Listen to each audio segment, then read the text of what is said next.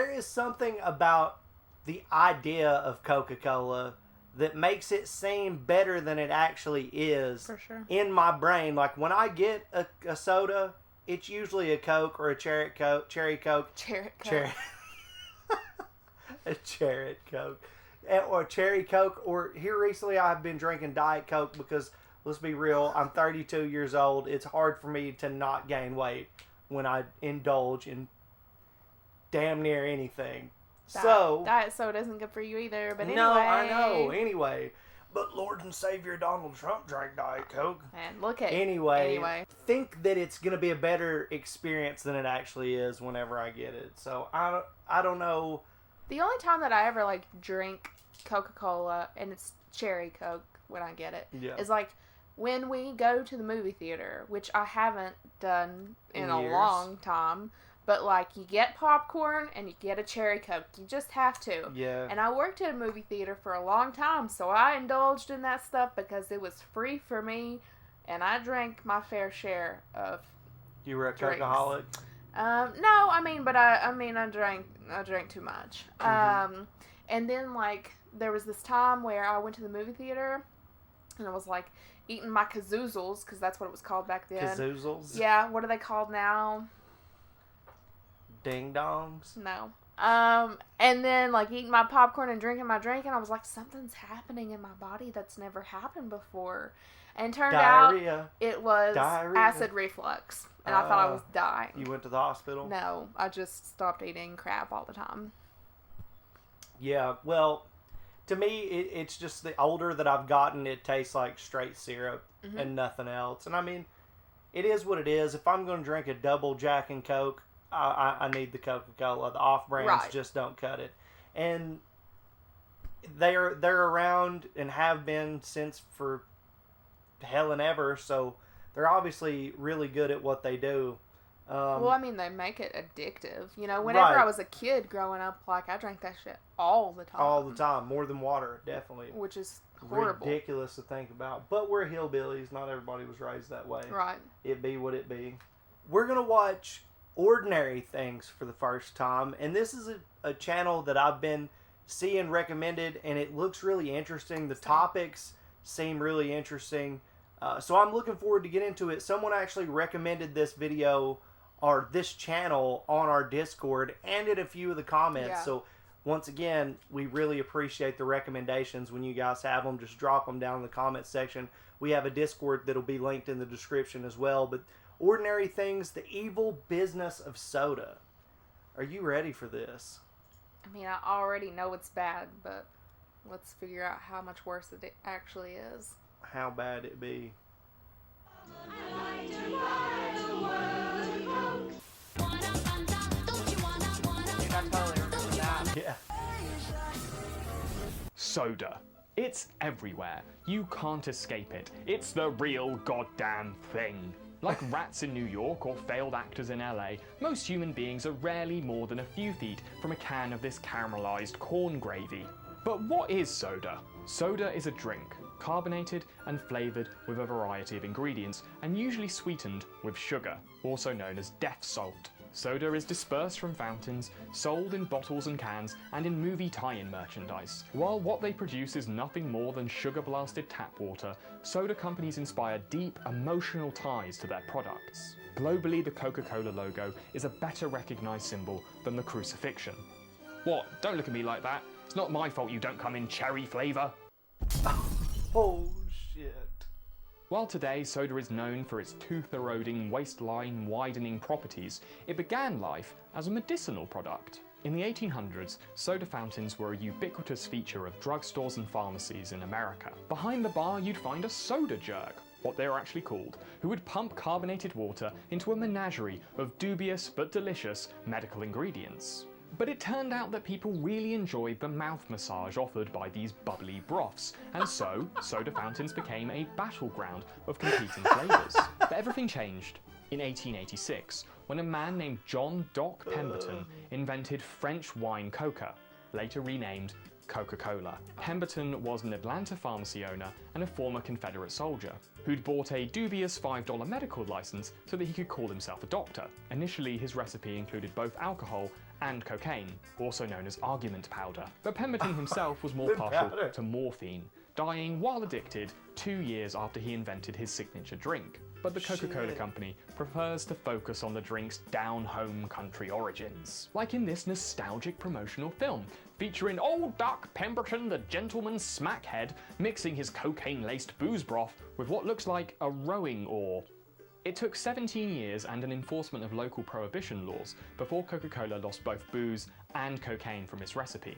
But in that time it built a small, loyal following of frenzied tweakers. But Coca-Cola's first real step to global domination came with a pioneering ad campaign. Representatives of the company would go to the most popular soda fountains in town, find who their most loyal customers were, and then send these serial soda chuggers coupons for their brand, inspiring emotional loyalty before letting chemical dependency do the rest. The company was so successful that it inspired an army of cola clones to bubble to the surface, including Brad's drink, later renamed Pepsi Cola in 1898 to capitalize on the cola craze. In order to stand out from their new competitors, Coca-Cola gave every bottle they produced a distinctive pair of childbearing hips, so even a blind person would be able to recognize a bottle of their brown, fizzy migraine soup.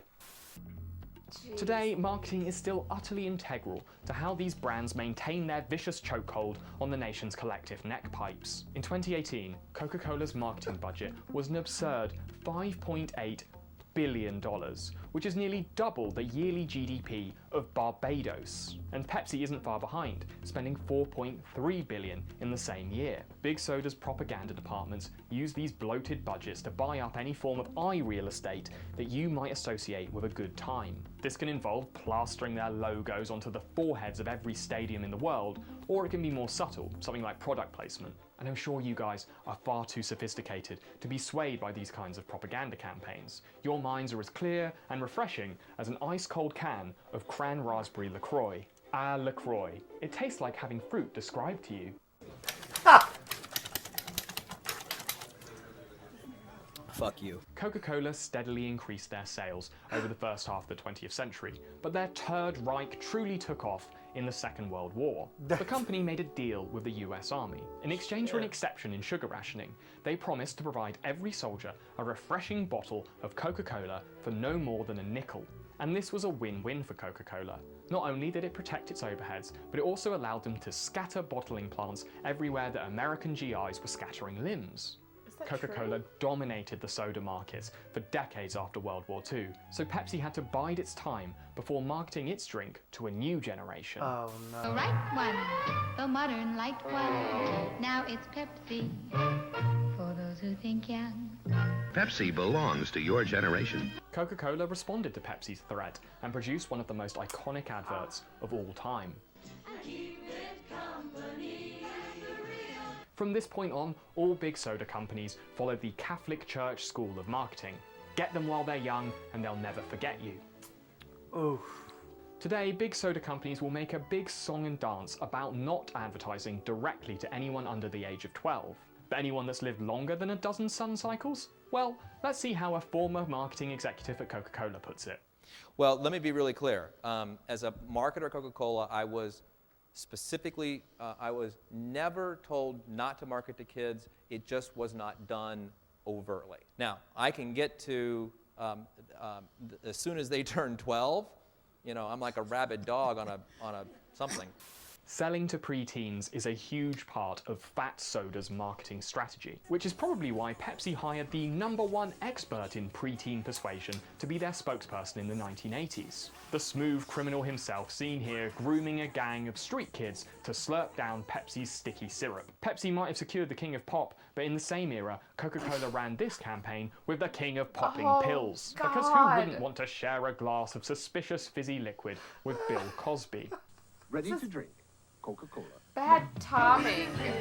These youth-focused campaigns have been the cornerstone of Fat Soda's marketing strategy ever since, and it clearly works. Between 2011 and 2014, two-thirds of children in America drank one sugary drink a day, and 30% of them drank 2 or more. In many markets, it still outsells water substantially. So how did this overconsumption begin? Hey. All I want is a Pepsi. From the early 1980s to the early 2000s, the soda industry experienced its golden age. 2 decades of a continuous rise in both production and consumption. Rotund Soda achieved this partly by expanding to more international markets. But their smartest move wasn't getting more people to drink soda, it was getting them to drink more of it.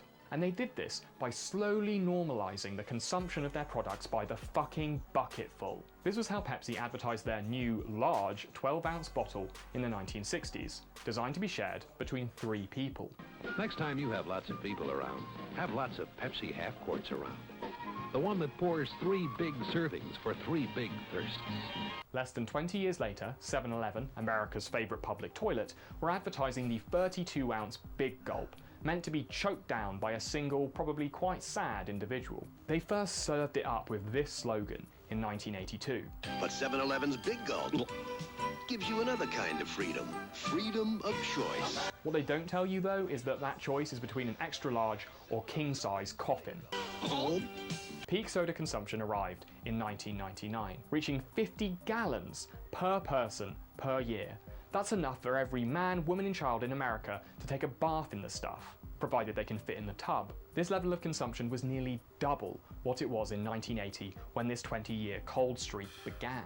And by a sheer and total coinky-dink, the other thing that doubled in this time was global obesity rates. A connection that Big Soda pays good money to divert your attention from, as these companies are responsible for more misinformation than they are diabetic amputations. Rotund Soda's war on facts began in 1961. Like in this advert, where a Stepford wife tells you that Coke actually keeps you skinny. Ice cold Coca-Cola. There's no waistline worry with Coke, you know. And even then, this is probably about as convincing as a YouTuber doing an ad read for Raid Shadow Legends. Oh, and remember, Coke is low in calories too. Say now, don't you get any thinner.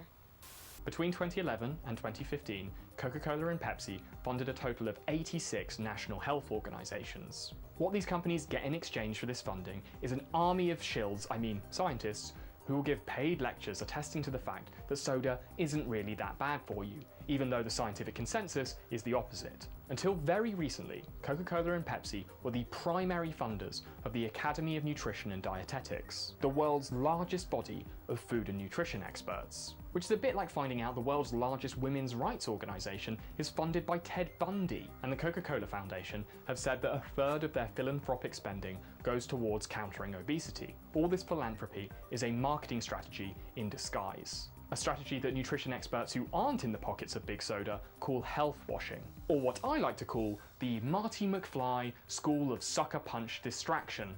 Now, whoa, Biff, what's that?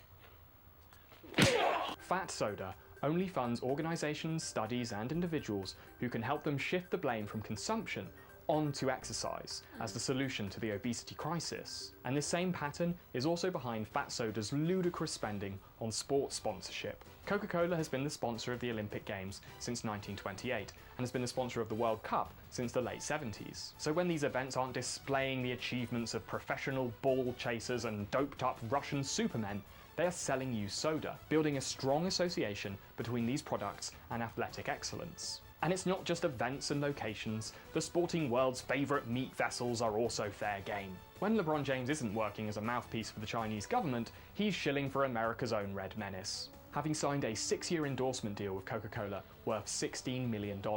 Sports celebrities perform 2 functions for soda companies. They help inspire emotional loyalty in fans, and they help insinuate the idea that soda drinking at least isn't incompatible with healthy living. How can our drinks possibly make you fat? We're friends with all the people who chase ball for money.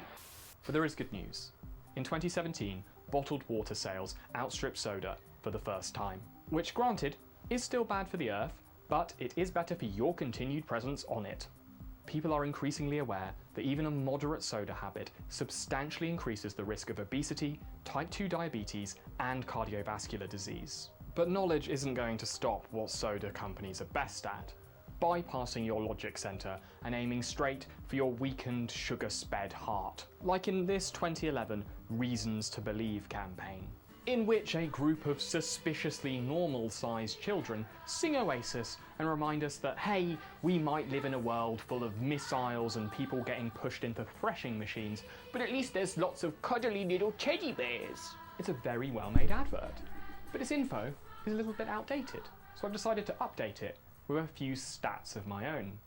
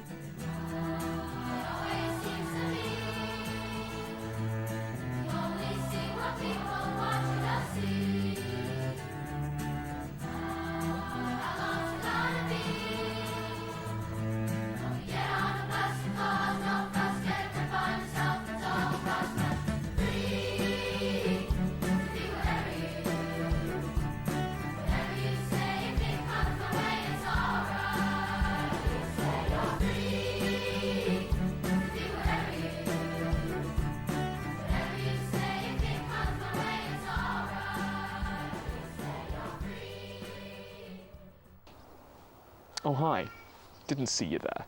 I'd just like to take this opportunity to thank all 50 of my very generous patrons. You guys keep ordinary things going, and you keep me in delicious LaCroix. If you want to become a patron, check out my Patreon at the link below, or wherever it is. Alright, now fuck off. So what'd you think? I liked his channel a lot. I liked his sense of humor. Yeah. Yeah. He's very matter of fact about the facts, it seems, and very funny. Witty, factual, and shit. I feel terrible about drinking soda, but I do drink soda. Sometimes, I mean, I definitely guilt you over it. You definitely guilt me over it. I mean, like, you know, when I was a kid, I drank soda all the time. All the time. What's wrong with that? Like, my parents just bought soda. Everybody downed soda all the time. My grandma was the only one that was like, if you drink a soda, you have to drink a glass of water because your kidneys just can't handle all that. But yeah, like, the older that I got and, like, realized, you know, gotta take care of myself. Can't be doing that stuff. Right. Can't be doing that stuff. I love you. I want you to be around for a long time. Can't be doing that stuff. I hope. But yeah, I do. It's not like I drink it all the time, though. No, I drink it sporadically, but still, it's just like, damn, I shouldn't really be messing with that shit at all. But I really don't. I haven't drank soda in a long time. I don't even remember. Really? Can you? I don't know, but you see how much money that they put into, like, trying to spreading pretend propaganda. That's what I would not have really too much against the whole situation if they weren't trying to cover up their tracks and fucking lie about shit. Right. That's when I start getting pissed off. Or, like, guilt these children, like, you need to do 1,000 push-ups because you're a piece of shit. It's like, well, nah. C.T. Fletcher is a great example of a guy who was busting it out in the gym daily, looked fucking amazing, just completely ripped, but was eating like 5 double cheeseburgers a day, you know, and like, that just doesn't cure not eating the right shit. Right, I mean, you can look okay on the outside and be strong and stuff, but, like, it doesn't mean that, like, what was that Super Size Me? Dude, when that came out and I watched it, I was like, still eating, you know, I was still like a kid and still eating like trash, and I was just like, oh my god, this dude is fucked.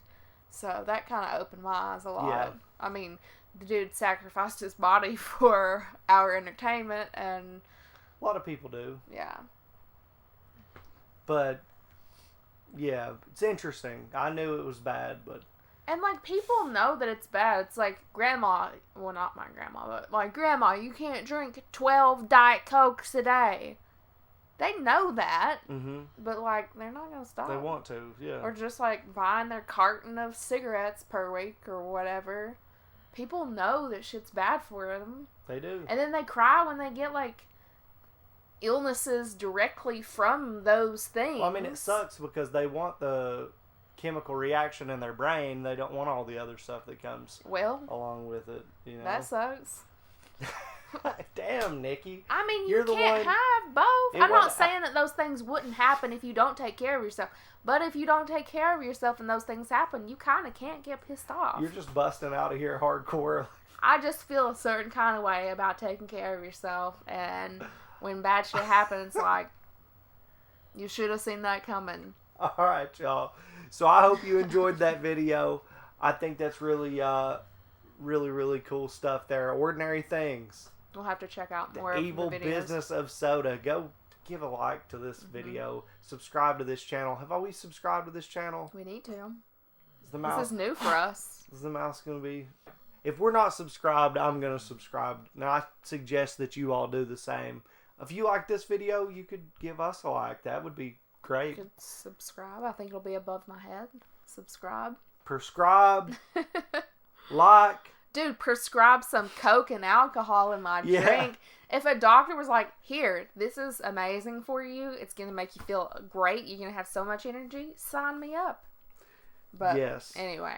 Hey, give us some recommendations. That would be really cool, too. You can do that in the comment section or in the description of this video. There's going to be a link to a Discord. Mm-hmm. You get on our Discord server and we have a place there for our requests. Talk about stuff and things.